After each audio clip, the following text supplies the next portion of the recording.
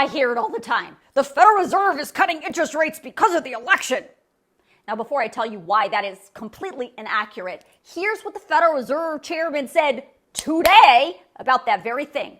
We do our work to serve all Americans. We're not serving any politician, any political figure, any cause, any issue, nothing. It's just maximum employment and price stability on behalf of all Americans. This is my fourth presidential election at the Fed, and you know, it's always the same. We're always going into this meeting in particular and asking what's the right thing to do for the people we serve. I've reported this for years, but I guess some people have a hard time wrapping their heads around it, so I will say it again.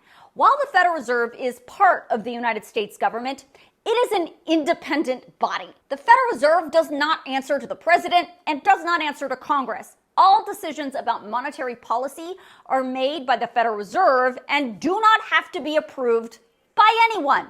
The Federal Reserve is the U.S. central bank created by the Federal Reserve Act of 1913 to establish a monetary system that could respond effectively to stresses in the banking system. Now, it is true that the Federal Reserve Chairman and the committee that makes these decisions are appointed by a president and confirmed by the Senate, but you have to understand their term lasts for 14 years. So in theory, they sit through multiple presidents. Now, for the record, this current Federal Reserve Chairman was appointed by former President Trump when he was in office. Now, that 1913 law lays out the system, and presidents are not supposed to be interfering in the Federal Reserve's business and are not even supposed to really be putting pressure on members of the Fed when it comes to their decisions about monetary policy.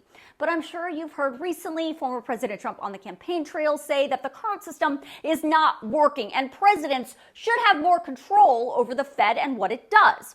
Chairman Powell, again appointed by Trump, today said that's a really bad idea.